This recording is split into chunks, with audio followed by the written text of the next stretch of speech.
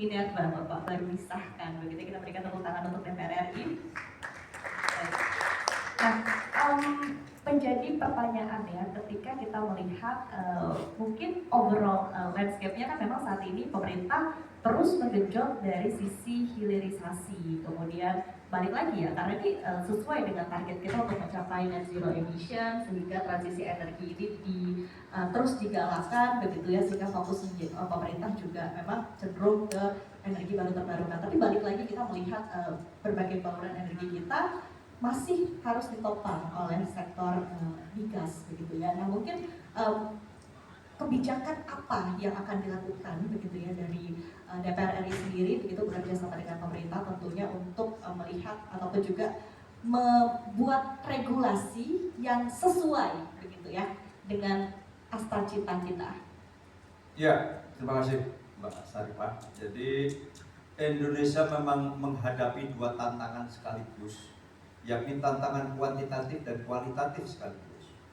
Tantangan kuantitatif dan itu sehat, bahwa semakin hari demand tentang energi itu naik terus, baik di kelistrikan maupun juga di migas. Di listrik misalnya, per kapita kita memang masih sangat rendah dibandingkan tingkat ASEAN sekalipun, dan itu merupakan salah satu parameter. Kita baru kurang lebih 1380 kWh per kapita saja. Compare with the other country di Asia Tenggara pun kita masih relatif rendah. Memang kalau kita telusuri ternyata konsumsi per kapita rendah karena konsumsi di tingkat industri yang rendah. Karena konsumsi di tingkat rumah tangga dengan jumlah rumah tangga yang besar, meskipun tadi dijelaskan Pak Purnomo ada R1, R2. R1 itu adalah pelanggan listrik 450 watt dan R2 itu 900 watt, dan itu disubsidi. Jadi tantangan kuantitatifnya adalah terus meningkatkan konsumsi energi, utamanya untuk mendorong sektor industri. Demikian juga di migas, tantangan kita menghadapi tantangan kuantitatif sekaligus kualitatif.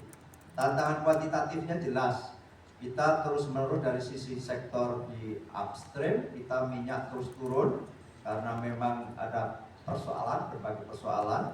Mungkin salah satu persoalan memang masih menyangkut tentang regulasi yang tentang, dan ini akan terus kita upayakan, yakni undang-undang migas akan segera kita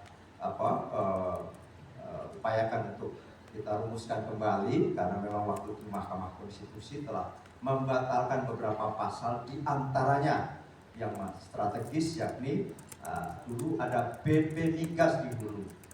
Lantas karena satu dan lain hal oleh Mahkamah Konstitusi dianggap itu inkonstitusional, maka sementara dengan Perpres sekarang ada namanya SKK Migas yang beliaunya adalah sekretarisnya. Tapi lagi-lagi dilihat ini sebagai sebuah kesementaraan, dianggap ini juga belum memberi kepastian hukum sekaligus kepastian usaha. Inilah di Komisi 12 yang dulu Komisi 7 terus menerus coba kita upayakan untuk segera di tahun sidang yang akan datang, dan ini sudah masuk prolegnas untuk undang-undang migas.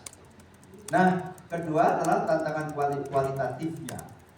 Di samping tantangan kuantitatif, kita menandatangani Paris Agreement, saya kira komitmen dunia, bahwa kita punya kewajiban untuk terus menekan emisi sampai tingkat tertentu, sehingga kita punya kewajiban National Determined Contribution. Kita tahu sebagaimana kita rasakan hari-hari ini, dan itu masih sehat konteksnya, dunia pun begitu. Energi kita masih sangat tergantung energi fosil fuel. Di kelistrikan misalnya, bauran energi